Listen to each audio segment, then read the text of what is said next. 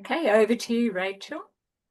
Perfect. So this is a role play for CHCDFV001 Task 3.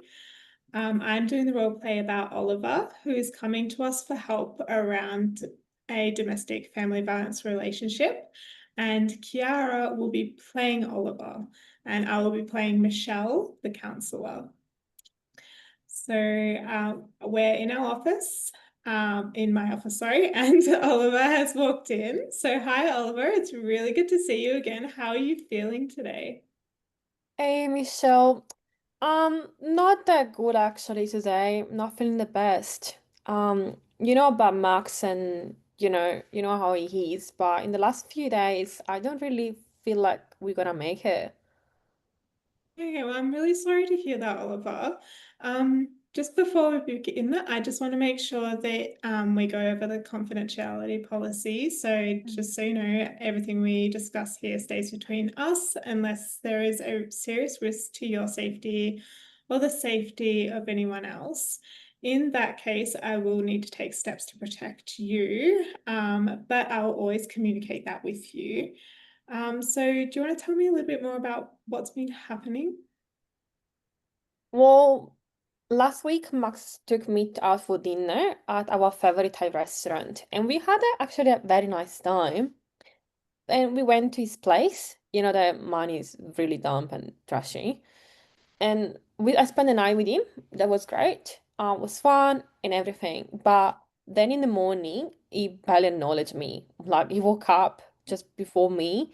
He made his breakfast, his coffee, got ready, woke me up, and kind of rushed me to the door because he had a busy day and he had to go to work. I don't know. It kind of reminded me on how my dad used to treat my mom. You know, I felt invisible as I think she was feeling too.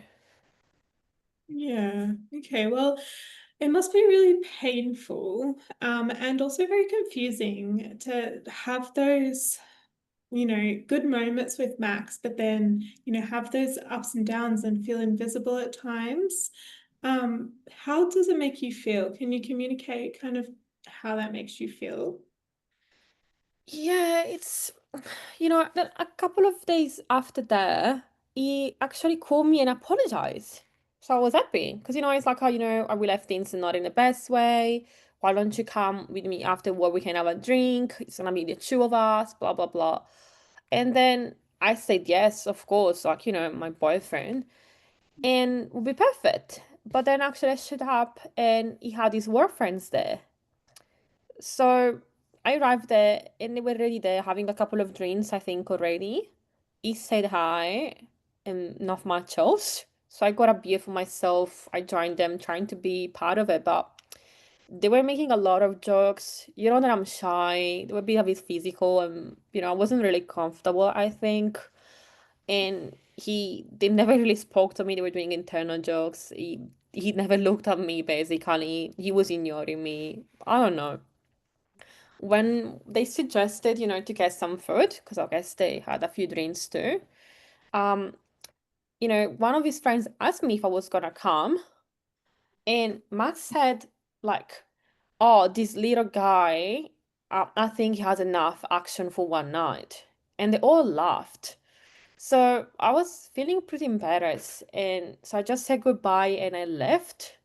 Um, they were laughing while I was leaving. I felt like they were for sure laughing about me. That sounds incredibly hurtful, Oliver.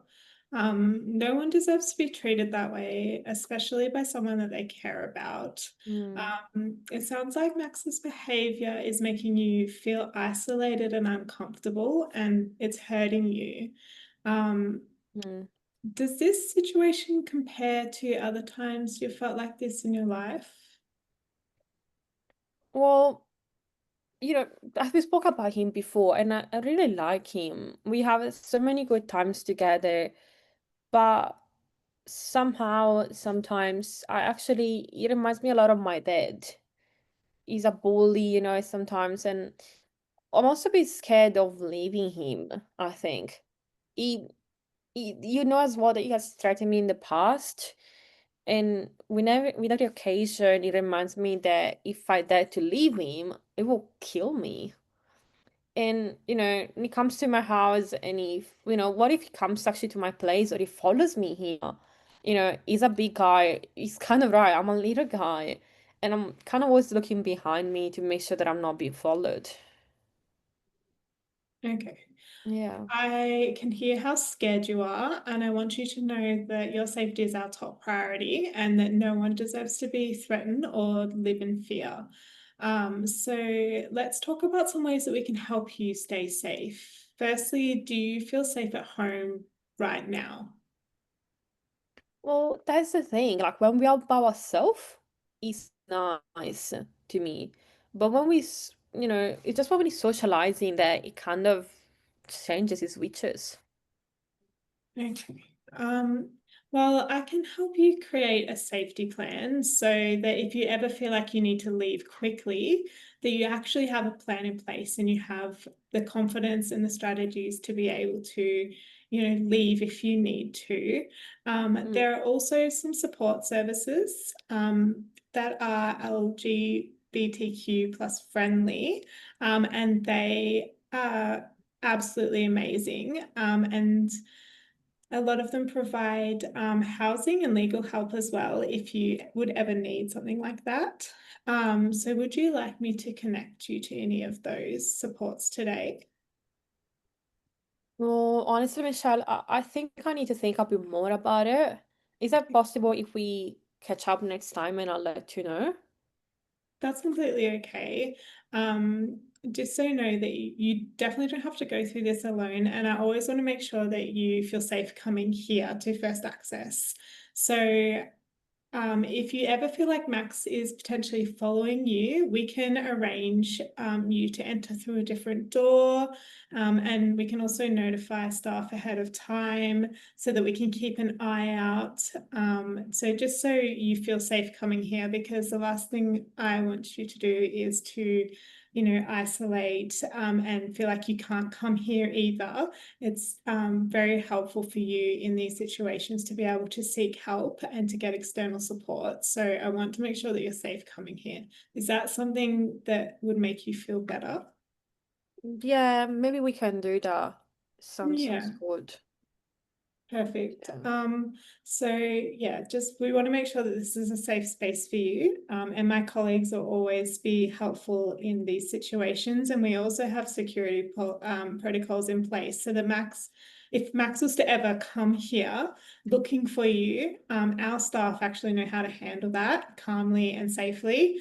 And we would never give out any details to Max. And we have the ability to call security and emergency services if needed. And yeah, just making sure that you 100% know that your privacy is protected. So Max won't be able to come here for any information. We would not give that information out to anyone. And your sessions are completely private here. Okay, yeah, that actually really actually helps me to know that. Thanks for reassuring me. No worries, and thank you for trusting me with everything that you've shared today. I know it isn't easy to talk about, but I want to book the next session because I really want to go through the safety plan. But in the meantime, if you're in immediate danger, make sure that you call 000. And if you just need someone to talk to, if it's between our sessions, you can talk to things like Safe Steps and Q Life. I will give you a pamphlet before you go with this information on it. And there's also great options like phone applications named Daisy, and it will give you a list of all the available services within your area. And it's kind of inconspicuous kind of app. So, if he doesn't have access to your phone, it's a really good one. And you can just press a button and it completely removes the app from your screen as well. It's a quick exit. And it's a really good way to know a lot of the supports in your area as well. Mhm. So yeah, let's book our next session. I'd like to see you in a week if that's okay. and we can go over the safety plan and get a bit more of a structure together. And then from there, if you need any other supports, just let me know. Okay, yeah, that sounds good. Thank you for recommending all of those. I'll have a look into it. Yeah, book me in same time next week, and Yep, thank you so much, Michelle. perfect. No worries. Thank you. Okay. So, Kiara, Yes. as Oliver, what was it like sitting in the chair? Yeah, it's weird. Like it's kind of makes you think like how many things can go wrong in a relationship in anyone's house without you even realizing. That's for sure. Mm. Like I think the conversation really flew very well. We were very easy. Um, it's a bit weird to be in the chair. That's absolutely It right. is, yeah. Especially with this kind of topic. I think it's very Mm. important to be completely aware of even small things can impact a lot. That's Yes, for sure. yeah. It's And I not guess just sitting in the someone chair, yeah, punching you, like it literally being is, violent, like acting, but are also small things that can happen. They can yeah, actually trigger a lot. That's for sure. yeah. Sorry, I interrupted you. You're Sorry, right. my connection is also so weird. I apologize as well. Um, you're absolutely right. Sitting in the chair puts you in their shoes, and it's Mm, not that you're not caring or empathetic, you are. But there's a lot to think about. And even if that isn't our experience, just reading stories or listening to stories can impact us as workers. So we need to find ways to shake that off. We debrief at the end and do the peer review for that reason. Because it brings us back out of it. It's not happening to us, but it mhm. is something that will happen as part of our day to day. It's such a predominant part of the things that are going on for people, even though they might come in and want a food hamper, or they might want to come in and get emergency accommodation. What got them there in the first place? And there's usually a story behind all Yeah. of those things. So, Rachel, how did that feel being Oliver's worker? It's hard to hear, even just a story. It definitely impacts you. And yeah, working with my clients, my actual clients who go through domestic and family violence, it's hard to hear the stories and hear what happens to people in their lives. But yeah, the main thing is just try and support them and make sure that they have options. Like you said, sometimes it takes many, many times for them to be able to leave, but Yeah, knowing the options are there is sometimes comforting, just just even a little bit to them. yeah, Doesn't change their environment until they change it, but it's giving them the freedom and empowering them to go, okay, these options are available to me. I yeah. can use them at any point that I'm ready. I think that's a really powerful statement, is we can put in front of them if and when you're ready. Mm. So that dignity of risk really comes in here with domestic and family violence, because we still only know what their interpretation is of what's happening. We're not there, but we are there for our client. And so the story and the actual events, what it is that's happening could be triggered by something completely unrelated, or it could be something that happened historically, and yet it's here turning up again because the response is the same. Where when we talk about the body keeps score, the body feels it's going through the exact same thing again, though when they look around, hold on, what's my checklist? That's why tonight I will summarize for you about how to make sure that we're working in the space fully present for our clients, but inside our own guidelines, looking after ourselves, because you may hear this day in, day out, and it does increase from September through to February. Just letting you know, there is a time of the year when mental health and all those things that trigger it are heightened. leading up to milestones like Christmas, where's my family, if they celebrate Christmas, or birthdays, or it could be the anniversary of an event, because a lot of these things go down between September and February. So we need to know what happens in our sector, what are the external things outside of our control, and what are the things inside of our control. We are at that moment of time, and then give them tools for in there in the meantime. That's our role. So, and our skills, we just duplicate them, and you're not even rehearsing them. If you stay within that, it will just flow for you so naturally, and every client then will feel that professional practice come through. That's what you're doing. You're not trying to solve a problem for them. It's their stuff to work through when they're ready. You're giving them tools and walking beside them. And it can be hard, especially if you are a problem solver or someone who likes to get it all sorted. This is one area we just have to pull back from a lot, and know that the client only wants to be believed, and for it to be okay for them to keep coming back, until they feel that the decision that sits with them is something that they're ready to do. And the readiness around this is primary for us to remember. We're just part of the story, part of that plan. And that plan could be to stay and go regardless of what we think. And we have to accept that.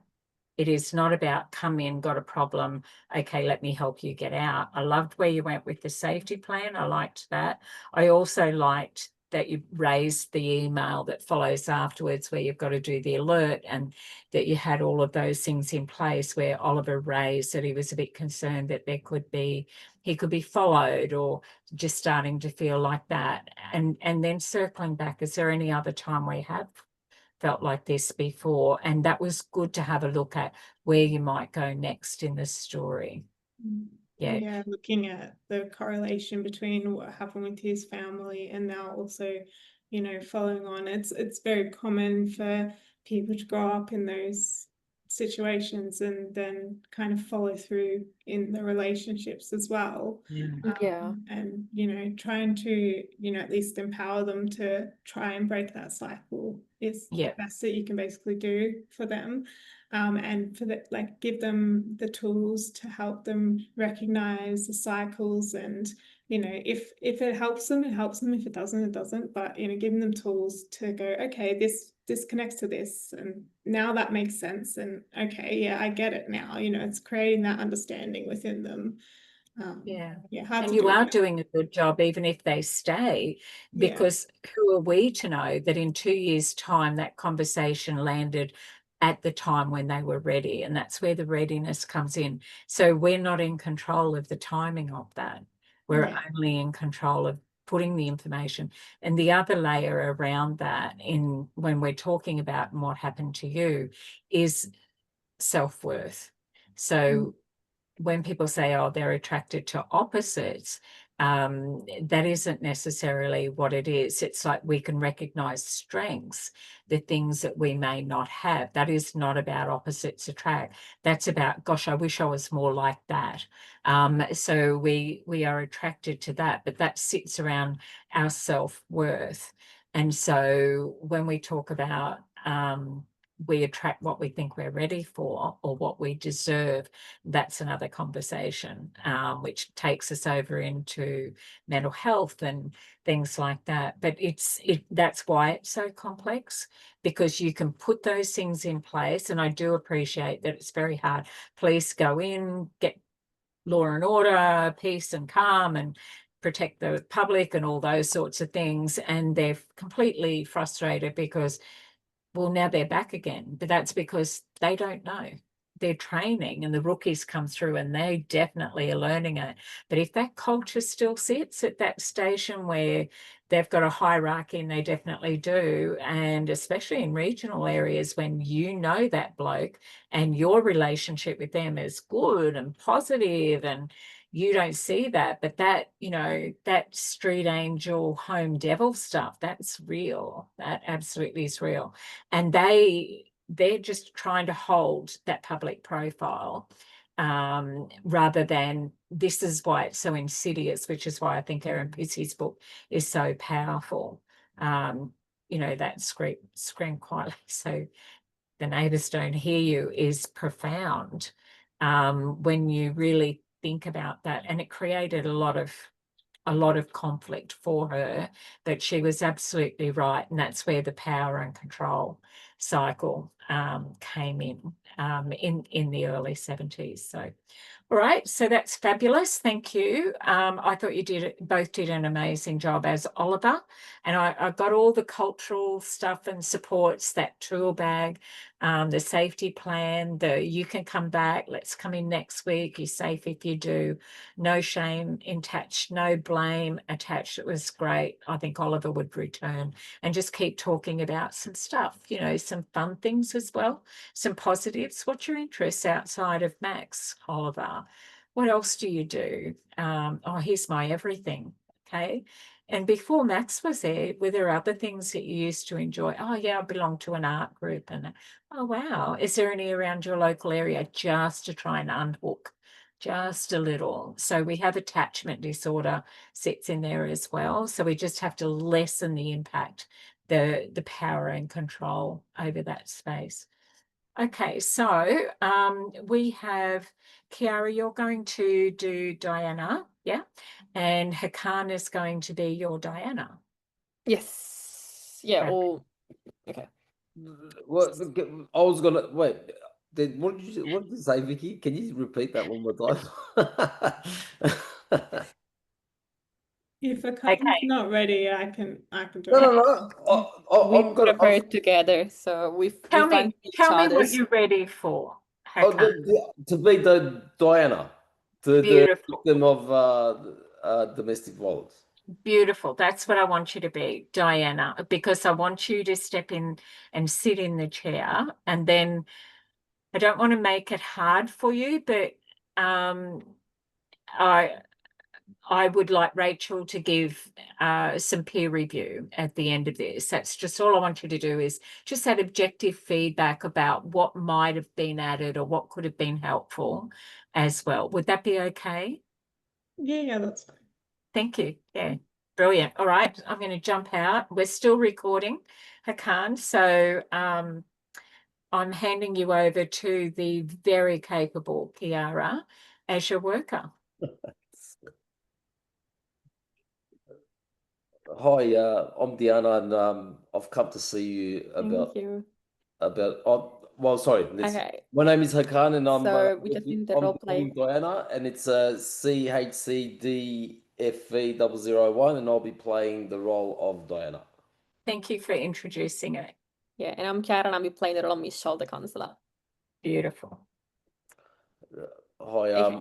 I've come in today because I'm having problems at home with my husband Sam. Okay, Diane. I'm very happy that you're here today and you're open to talk about the situation. Before we begin, I just want to check how are you feeling right now, physically and emotionally? Well, I'm pretty sore at the moment. I've got, as you can see, I've got a bruise on my hand and on my head and on my forearm. Yeah. It's been 2 days ago. Like emotional, I'm very, very tired. I'm very, very weak emotionally and physically. 2 days ago, we had my partner's name is Sam, but we had a big argument. He came from a party, he was drunk. I reckon he was probably high as well. And he's hit me multiple times. And the kids, I've got two kids as well, and they woke up crying. Like, it was a very, very Oh, scary time, very scary time for both of us.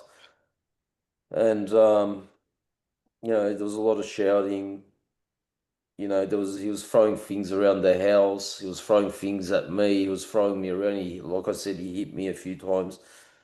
I'm very, very distraught at the moment. I'm so sorry to hear that again. I don't want to say that it's extremely brave of you to reach out for support, and that's what we're here for, okay? So I just want you to know that this is a safe place.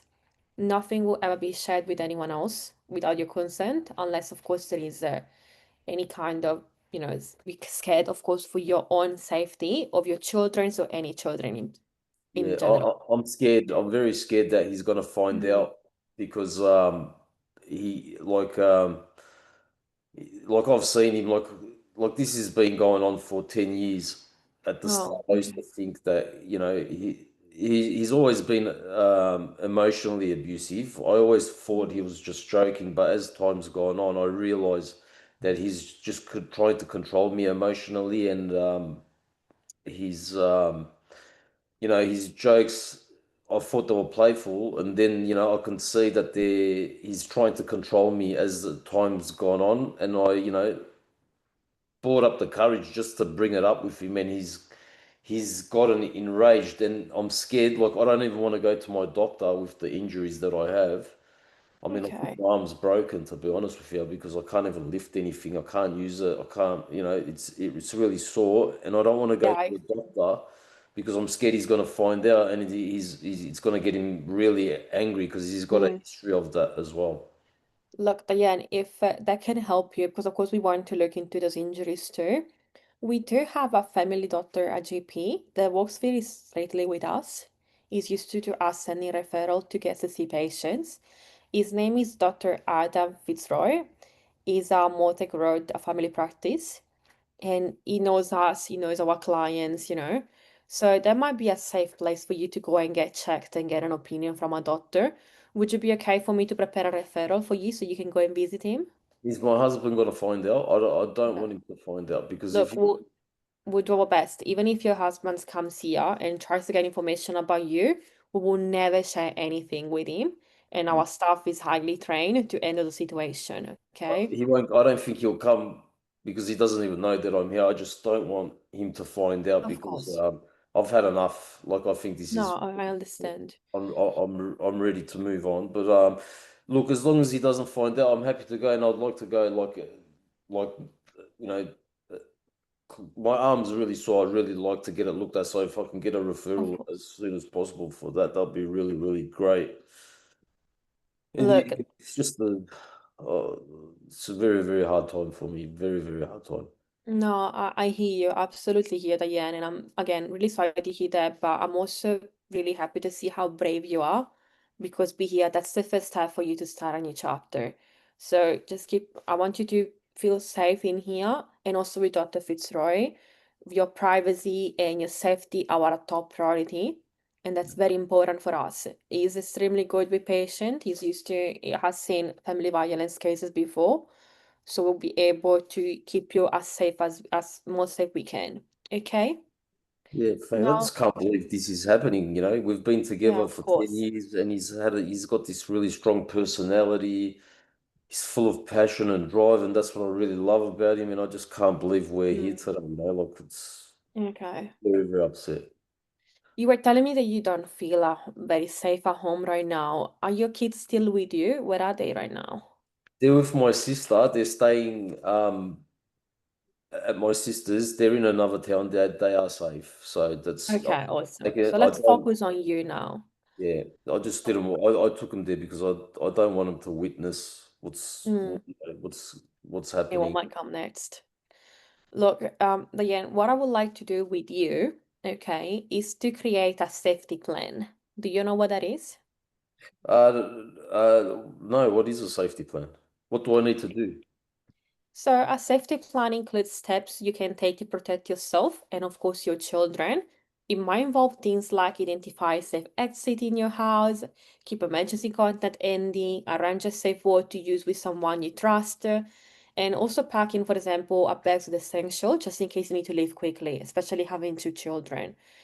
This is something that we can completely personalize depending on your situation, and we can go, of course, with your own timing. Like there is, of course, we want you to be safe, so we go with steps that you want to do. We'll follow those ones, okay? Would you like to start something like this today? Yeah, I definitely would like to know what my options are, and if any of these could be, but can any of these put me at risk of my safety or my children's? Like, is there any chance of that actually happening? Is it gonna keep us safe, this safety plan? Like, I want to I want to make sure that, my safety and my kids' safety is Of not course. compromised. Look, Diana, I want to be completely honest with you. I cannot promise you 100% that anything like this will happen again or not. I, of course, can give you all the tools for you to feel safer and to find the best way for you to go away and to get out of your house where at the moment you're not safe, of course, in the fastest way and safest way possible. We can work together. There are a lot of support available that we can offer you. We can look into legal services, housing if you like, financial support. But of course, depends on when you're ready. I can give you more information about those. I have a few flyers to show you.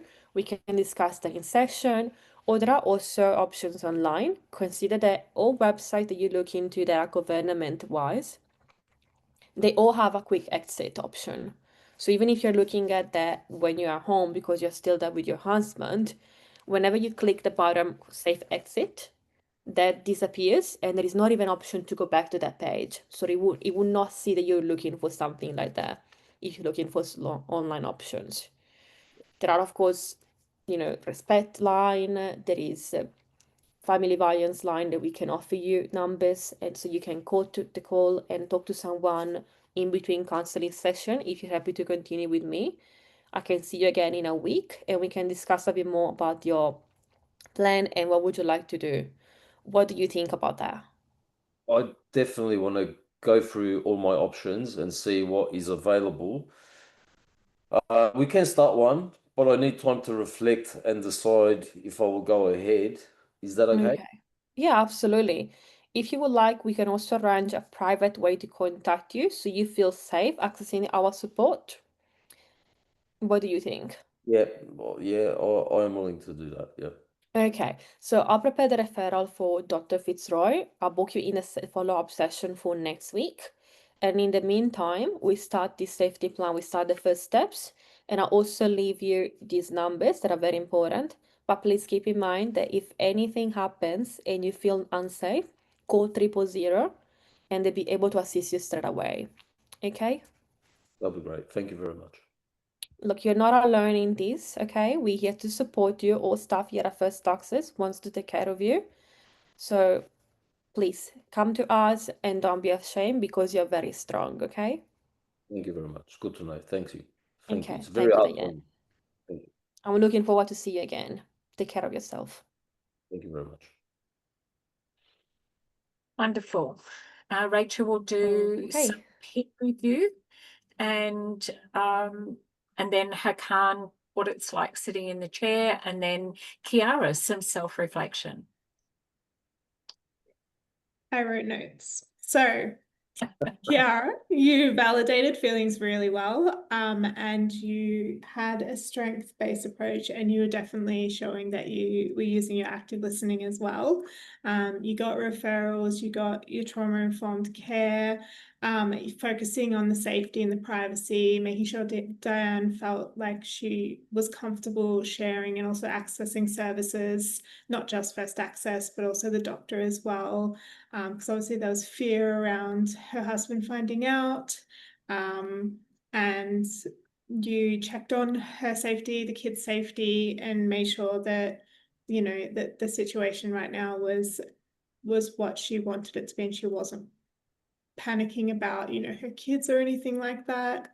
Looking to the future about what you could do with the safety planning and referrals and things like that. But the best thing I liked was that you set expectations. You cannot 100% protect her.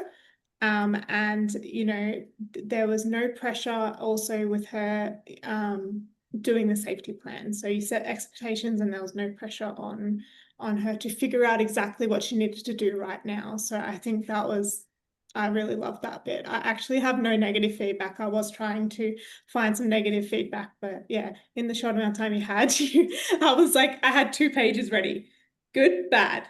I wrote literally nothing for the bad, everything for the good.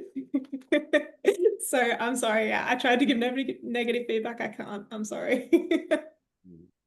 You did really well. Thank you. It's great. And Hakam, what was it like sitting in the chair as Diana? Oh, look, definitely like I felt that I wasn't rushed. I felt safe. You know, put all my concerns. I told my story. I felt like I was listened to, and all the options were laid out to me in a nice, in a way that I wasn't forced to go anything. I was led to decide for myself. And yeah, I suppose, yeah, I would have felt good leaving. I mean, I don't know what's going to happen once I leave out of there and what's going to happen with Sam, but being in there, it's like it did give me something to look forward to and move forward to separate from my abusive relationship. Okay. All right. That's good. So, Kiara. Yes, sir.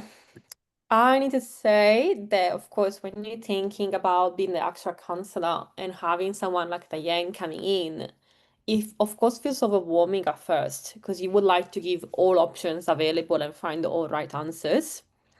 I felt like my Diane had wanted to vent as well. That's why I tried to stay quiet at the beginning and just let him talk, of course. Um, I prepared, of course, some things. Of course, I have bullet points of what I wanted to talk about, and I think we covered everything. Okay. Good. I think was yeah, like we interacted well. We never talked over each other. We both, respected each other's timing. Um, and hopefully Diane will be fine. I found honestly hard to say to Diane, look, I cannot guarantee you 100%. That's I think the hardest part that you can't guarantee, but it's also the truth. And you don't want to lie to someone that is coming to you for this kind of matters. I think that honesty in this situation must be a priority too, because you don't want that to break that trust that you're trying to build so hard. So, it's so hard to build trust in a situation when you are a perfect stranger that you don't want to break it just because you're trying to say, yeah, everything will be perfectly fine. Mhm. That's good. So not over promising and under delivering. Just being calm in that space. I have some questions around Diana. And I heard in the immediate that the children were staying with the sisters. I'm just curious, should we be putting some kind of risk level over this, because we don't have a definite when they're returning back what they have seen beforehand Yeah, either. I was thinking about going a bit more into the kids, but I Mm, felt like my Diane was really, I didn't want to overwhelm Diane too much.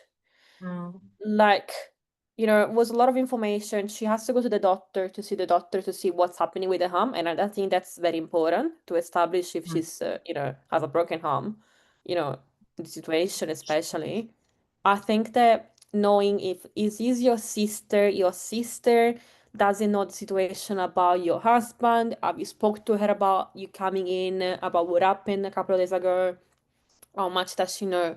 How much do you want to share with her? I think would have been more questions that I could have asked, or I could investigate a bit more into. How Yeah. far are the kids? Um, does your family know? Is it only your sister that lives there? Does she has anyone else in the house? Is anyone else in contact with your husband at the moment that they could tell him, yes, the kids are here? I think that's Mm, also something that we should investigate a bit more to yeah. also make sure that the kids are safe and you know the sister's husband is not going to come home and say, hey, I spoke to my mate Sam and he's Yeah. coming to pick up the kids at 5. I hear You you. don't want And that, something like that yeah, to happen. that's good. So when we talk about safety plans, there's some additional tools like a go bag. And Mm. so a go bag is something that that person can just put some basic things in. Yeah, I think I mentioned that. Yeah, change of underwear for the kids and things like that, leaving All it of your toys, sister. whatever they like, Yeah, snacks. and of course sending, making sure the GP looks at things. They're mandatory reporters anyway. So Kiara, you had it covered. Have I missed anything is kind of like what you're thinking, you know, have you got those numbers, the free calls, doing that safely? Have you got somewhere to go? You know, these things usually go down in the middle of the night. Yeah, so Rachel's, Yeah. it's incredibly disruptive to the kids' routine and life.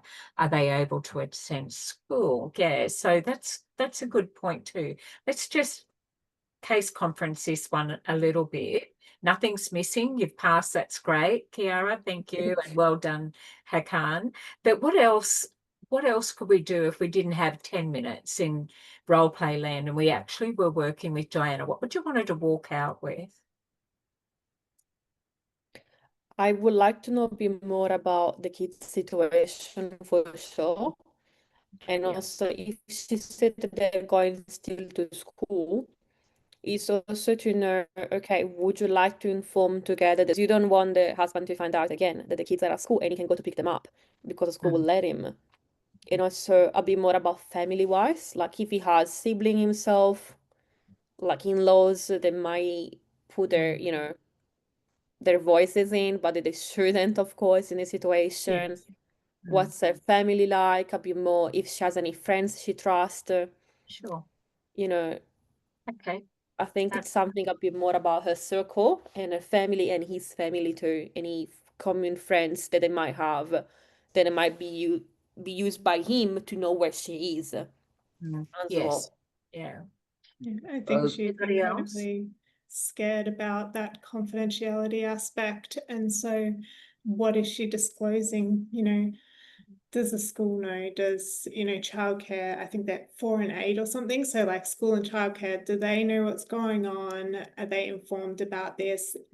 They might need to put protections in place for, you know, her kid's safety, other kids' safety, and, you know, their policies and procedures need to be looked at. So what are they doing? Can the schools and the childcare also support her, you know, in these type of situations, and things like that. So definitely diving into the children would be something that, if time permits, would be absolutely amazing. And, you know, looking at their ongoing care arrangements, because short term, okay, yes, they might need to be at Diane's sisters, but there's no plan for ongoing care arrangements, and it needs to be addressed, it needs to be monitored, it needs to make sure that everyone's safe in those type of situations.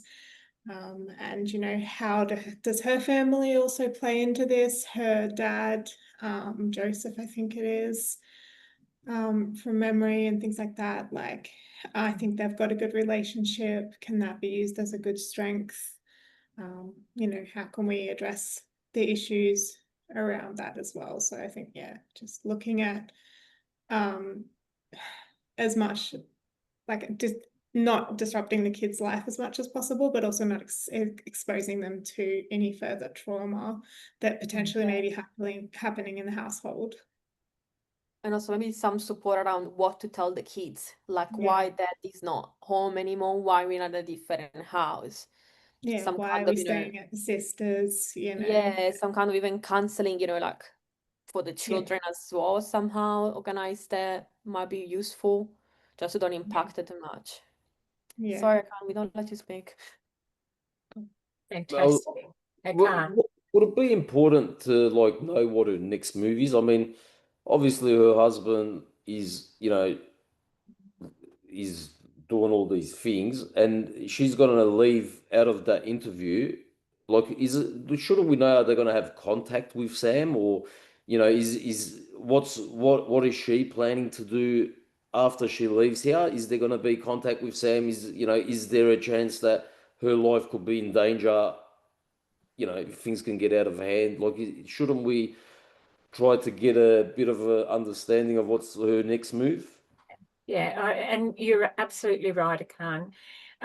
You're talking about what's the risk assessment at the moment. So When was the last time, trying to find out what their cycle is. So the cycle, apart from the actions that flow, there's a timeline around it. So when it used to, how often did this used to happen? Getting some kind of a feel. Has that narrowed? Well, it used to be sort of like once a month or something, but now it's kind of like every week, and it's actually every couple of days. Just assessing that risk, I think that's an important part of it. It's so complex, isn't it, Hakan? You're absolutely right. And you're trying to assess the risk and make sure, have I given this client every possible tool if this happens, or if this happens, or if if this happens, what you can do, because you're not going to be there. So it's like, what can you give them? You can ask the question, yeah, I'm going home, I'm going to cook him dinner, I've got roast lamb tonight. We have roast lamb on Wednesday. Thanks very much for all your concern, but if I don't have roast lamb out tonight because Wednesday is roast lamb night, it's all going to go bad. So she is managing. She's putting in a safety plan. She's, whether or not the lamb is cooked appropriately, we are not going to be part of those conversations. And it's hard, but what did we leave her with? What is in that go bag, or those resources, the safe app? But phones are the first thing to go, and car keys are definitely a thing that goes. So not only can you not reach anyone, you're not going to be able to leave either. So in a go bag, having a backup phone is important. Someone Cash. wants to add, Kiara? Cash if you can. Yes. Because there, of course, cash instead of using credit cards, because maybe they have, as most couple, maybe they have the same bank account and they can see each other's expenses. So of course, trying to get some cash somehow, that could be great. A second phone, of course. Sure. Maybe kind of like, of course, provide a checklist of, this is what usually people put into their to-go bag. This is what you could put because your kids are age this and that. And, go through, because I feel like if we just give the Yan, hey, prepare out, go bag. Oh my God, what do I put inside? That's an extra, worry that she has to have, which she shouldn't. We need to make something easier for her in this way. I think will be, this is what people usually put in. Then, of course, can be personalized to any needs. Do your kids need any medication? For example, are you guys all health-wise okay? Do we need in case to get a referral, ready in case for your kids to see Dr. Fitzroy? So that way that you don't have to go to the same GP, maybe for your children to, to get certain medication. Yeah, good points. I feel Even like, passports and things like that. yeah, Like documents. Australia does have laws where both parties have to sign off to travel overseas, but ID is really important, those important documents that Kiara is speaking of. School reports, red books in Queensland are your children's health book, things like that, when they were vaccinated and all those sorts of things. It can slow down a Centrelink payment if there isn't any evidence that the child has been vaccinated, and they can't go to school if they're not vaccinated. So there's so many things to think of as well. That's why a go bag is important, and duplicates of things. So you can get birth certificates, JP certified, a copy of an original, where you're still doing things. So it just depends on readiness now as well, but keeping in mind exactly what you're saying, Hakan. If someone is so coerced, they're not thinking clearly anyway, and you have concerns around that. Thanks, Ella. That's great. Good feedback. Brilliant. Is there anyone else that would like to add, just unpacking this case? Let's just use Diana. There's signs of physical abuse and medical attention required. We've done that. There's not quite sure about the readiness at the moment. That can change. What they say to us and what they say outside of that session can be two different things. Is everyone happy with that? Kiara? One thing, can I ask as well? Sorry, I just thought that's something else. Just connecting to the previous assessment and stuff. At first access, we technically also have a nurse on site. In case we have a nurse on site, would you like to see the nurse first to see what the steps could be for your own health, rather than go to the GP straight away? She's too scared. I feel like Absolutely. maybe that's Yeah. something that we could have also offered. Yeah, that's a really good point. And the on-site nurse can only administer medication that's already prescribed and attend first aid with some good knowledge around it, and then do the referral on an incident report. And all of that goes towards strengthening, because Yeah. once child safety are involved, people get really worried they're going to lose the kids. However, child safety's interest is, can you keep your children safe? And so coming in and getting support from you is a safety measure. Seeing the GP is also a safety measure. Seeing the in-house nurse is a safety measure, and giving information around an incident report. So even though Dinah might be saying, no, I'm not leaving, her actions are saying, I would if I had help. And so let's put the support around her, because they don't know how to ask for help all the time. And if there's an admission, or what happens if I do, and it's usually fear-based. If you tell anybody, like keeping that image, that public persona intact, because this is a secret. This happens behind closed doors. That's what is just so complex about it all. So when we started tonight, we did jump in, and we were talking about a case where the mother is extremely unwell, even though the parents are separated, family court, and that as well. And no particular signs of domestic family violence while they were together that either of them would recognise, but they came initially for counselling after the bushfires. And because that person may present with some trauma, and it happens a lot in veteran families as well, it's about the new life, the acceptance of the changes, and the grief and loss that sits around there. So we have to look at the mental health of all parties involved, as well as domestic family violence in there too.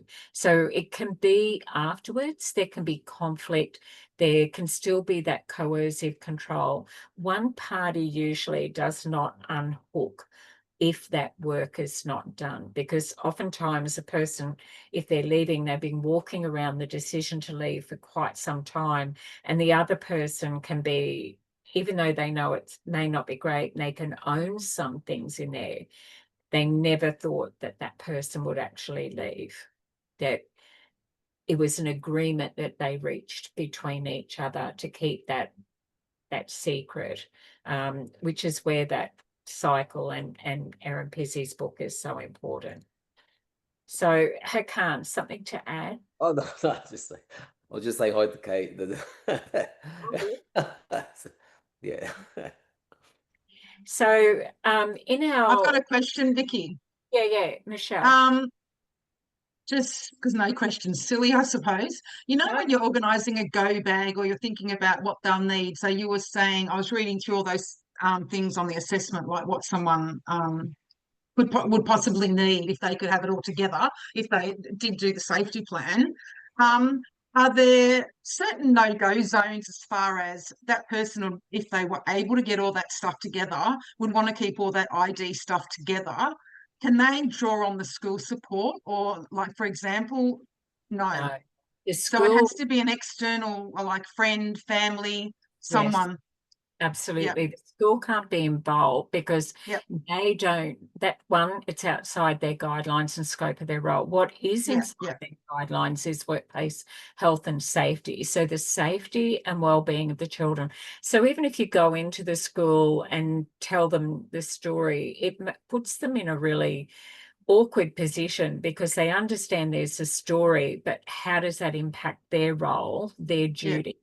And that's it. That's all they can do. So the not having an unauthorized person pick up the children, definitely inside the scope of their role. If you're living in a regional town, not share photos because you go to the same church as that parent that's got no access or under a protection order. There's a lot of things, other family members coming in on some of those school community events. The school cannot possibly be expected to manage that situation. Yeah. Safety, the workplace health and safety is their responsibility. They're responsible for the children for the time they arrive at the school till the time they arrive home. That is where it stops and starts. They cannot be involved in anything. And they're also mandatory reporters, so they can call child safety, and child safety can come into the school and interview the children without any consent needed whatsoever from the family. Okay. Yeah.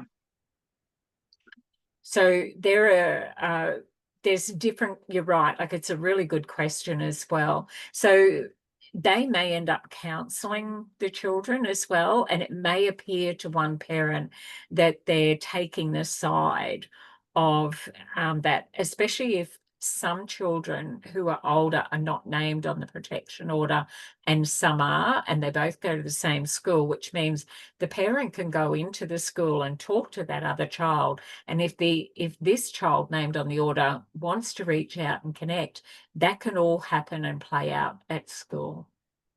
And often does. Very complex.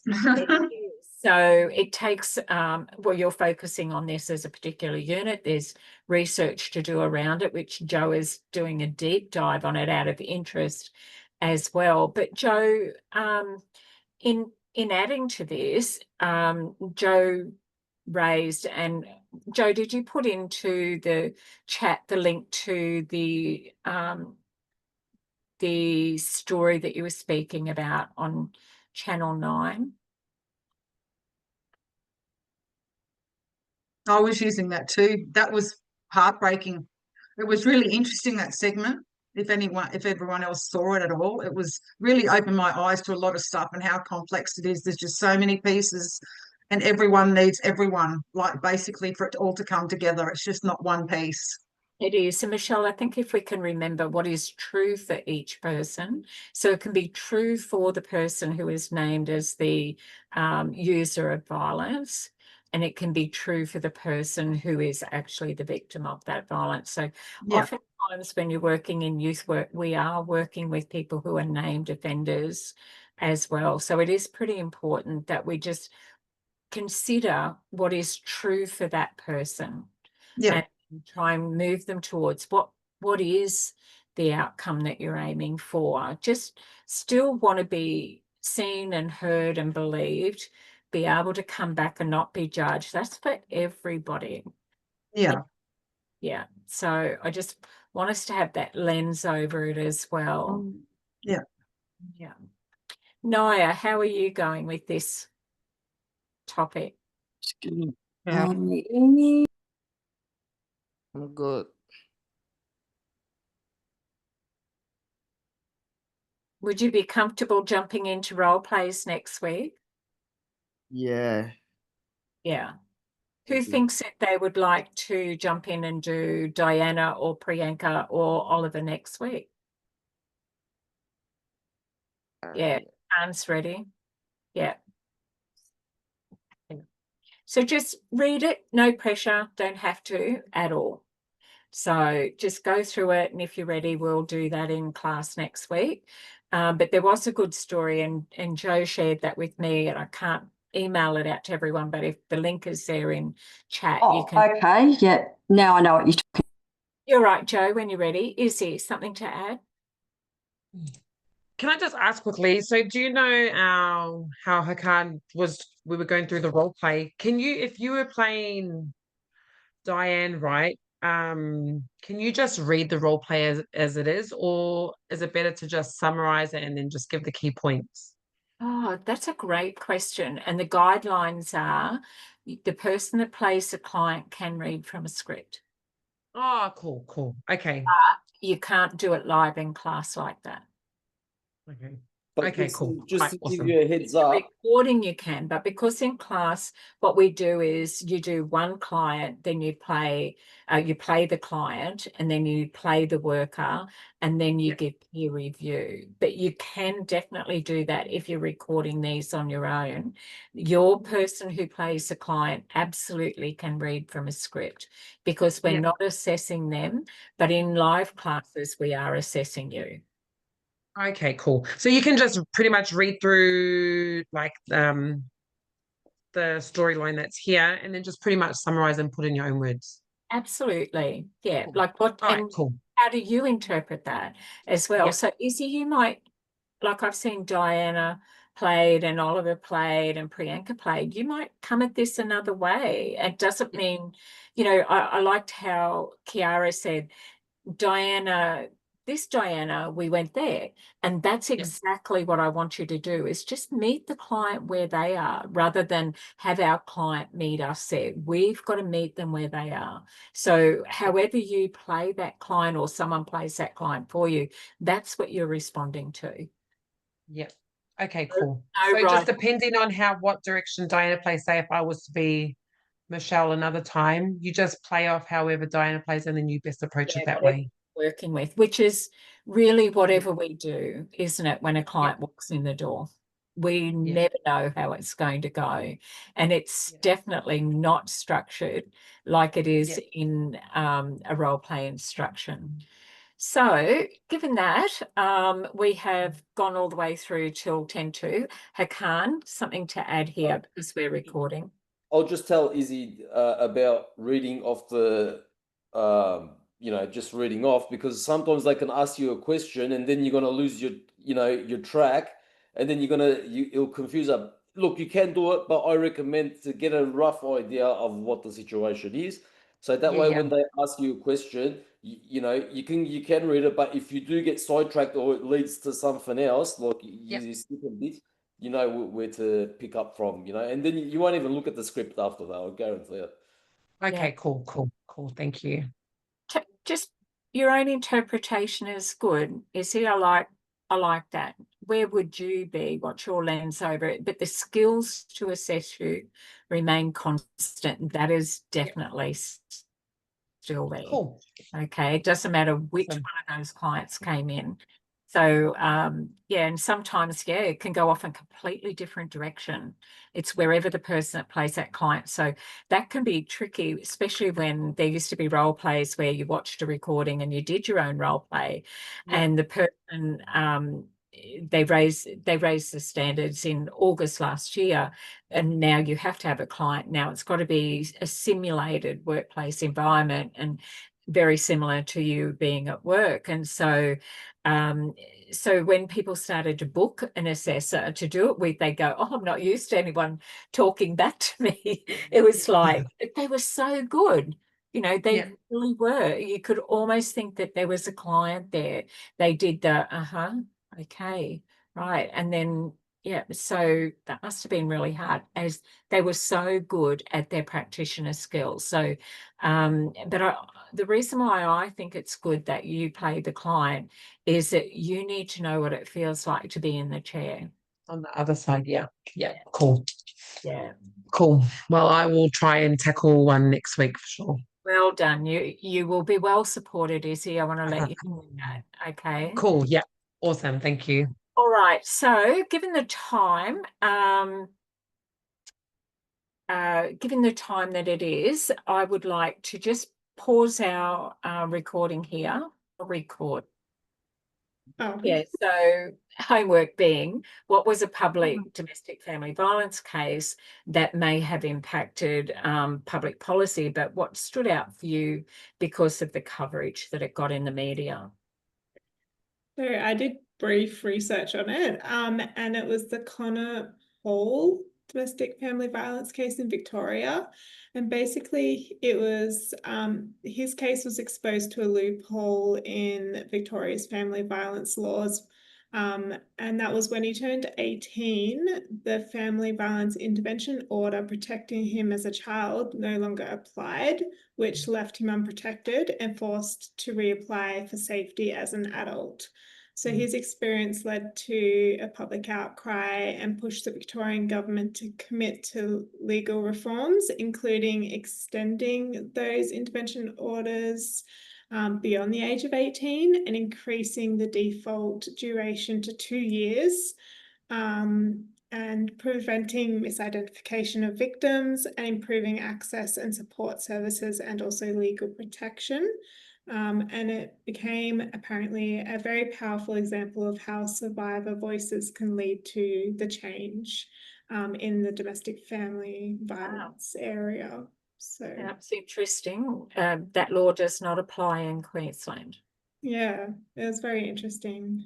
That's really powerful. So yeah, thanks for sharing that. Hakan. I mean, I haven't even looked at that. I mean, but can we do one about like youth crime, how they've made machete sales illegal? Because in our area or at a shopping centre, there was a group of young kids that ran in with machetes and started chopping each other up in the shopping centre. And can I write one about that, like how it changed? Because apparently we can't sell machetes anymore. You can't buy machetes from. That sounds like a different unit. This is domestic family violence. Is this for this one or the one? No, it's for this one. It's for domestic family violence. There could be, especially around behaviours of concern and things like that. I think there's a role for it in there. But for this one, we're focusing on the law. The laws in each state and territory are different, but the Domestic Family Violence Act, or because it used to be domestic violence, but now it's domestic family violence because it can be sibling to sibling. You are talking about behaviours of concern, and that's where a lot of laws change. But there was a domestic family violence machete attack in the Sunshine Coast in Queensland, and that did slowly come around to knives. And so now anyone can be strip searched and asked if they've got a knife. But there's a lot of profiling going on with young people with that too, Hakan, meaning that a farmer who's got proudly wears his Leatherman on his belt will never be profiled and told to hand over his pocket knife and things like that. Whereas a young person that has the same tool will find themselves in trouble. So police are using that as a profiling rather than actually a public interest matter. So when we look at public media and awareness, your role is as a youth worker is to look after the equity and fairness for young people over that. A judge would not allow that to fly, but there's still a lot of pressure leading up to being charged and waiting for the matter to be heard and all sorts of things. It's very stressful. Any other questions around or information about a media story that spoke to you and jumped out around? I'll do one briefly, Vicky. Yes, Michelle. Great. The one that was in Victoria, the parents, Sue and Lloyd Clark, highly publicised about their daughter Hannah and her three children that were set alight in that car in Victoria. That was Queensland, but yes. Oh, Queensland. I beg your pardon. But basically, how that came to the forefront, well and truly, because she had sought help from services. She had been to the police.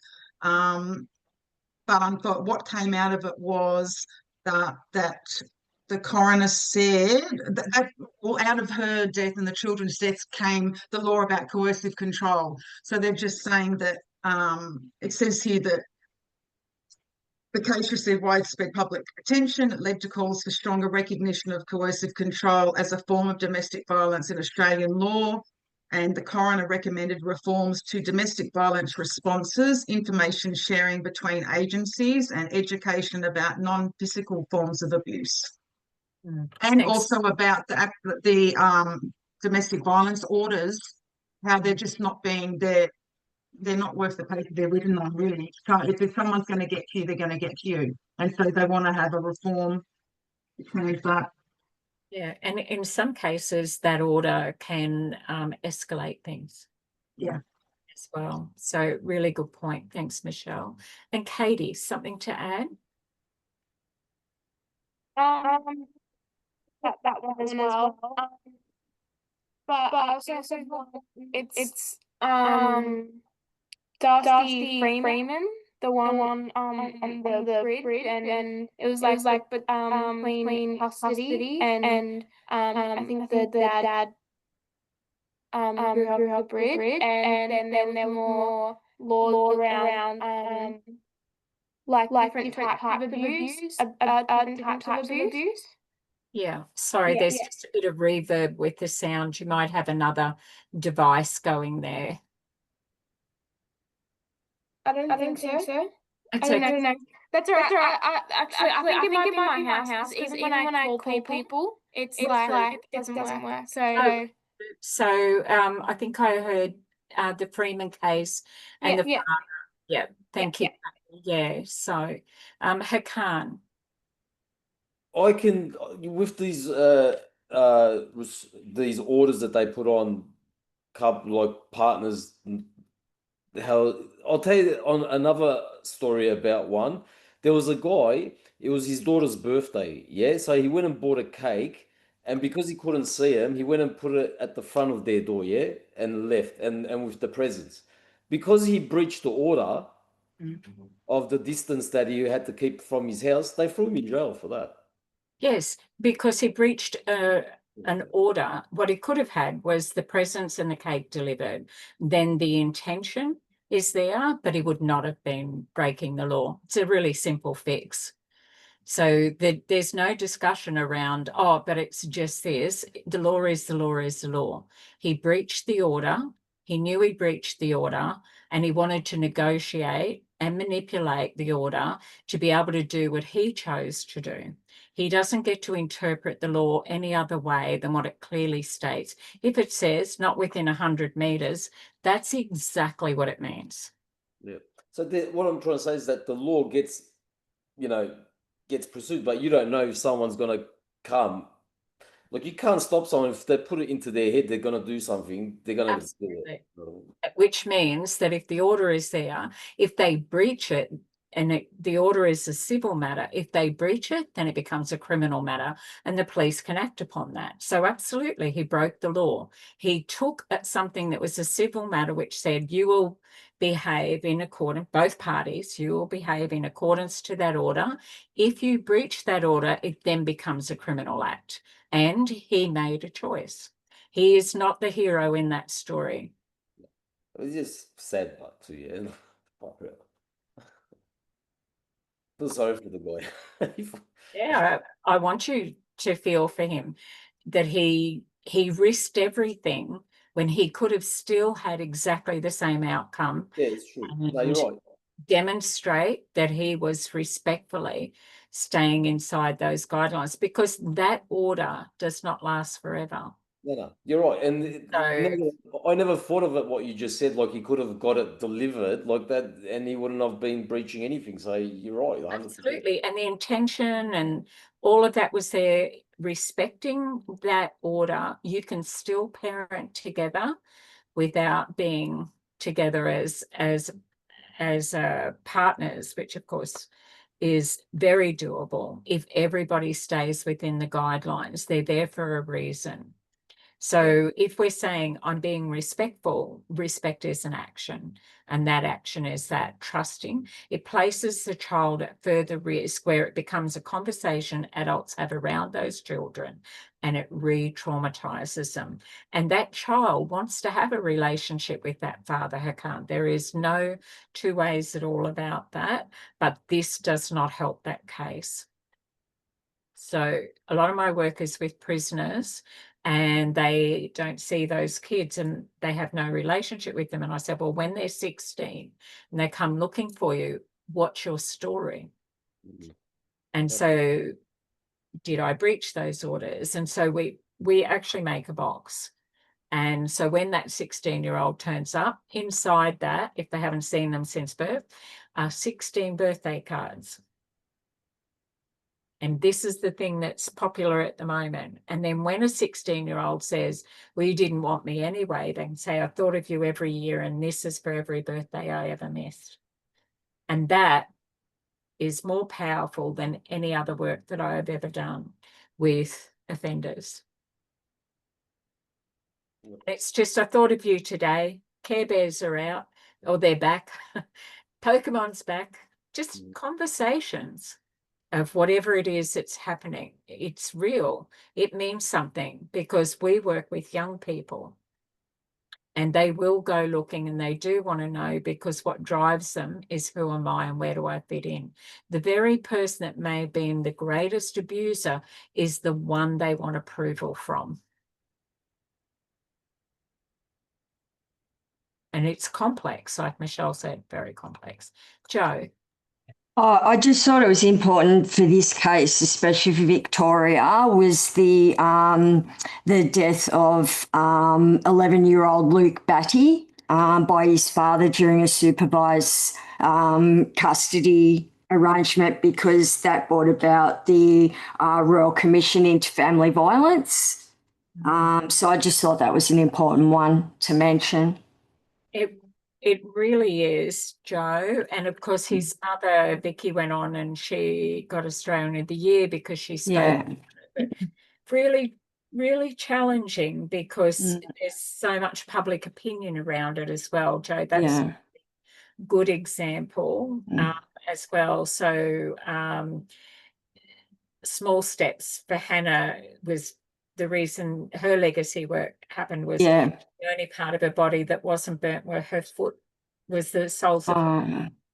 And so that's why they named that support around it, which was about education and awareness, what is abuse. And I think we need to sort of have a lot more of that.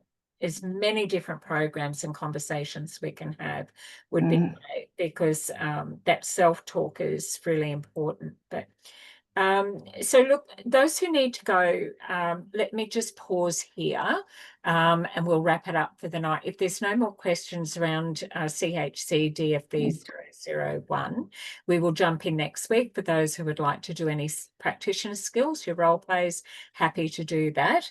And I'll sign off part 2, our final part for this one, being in week 2, with one more week to go.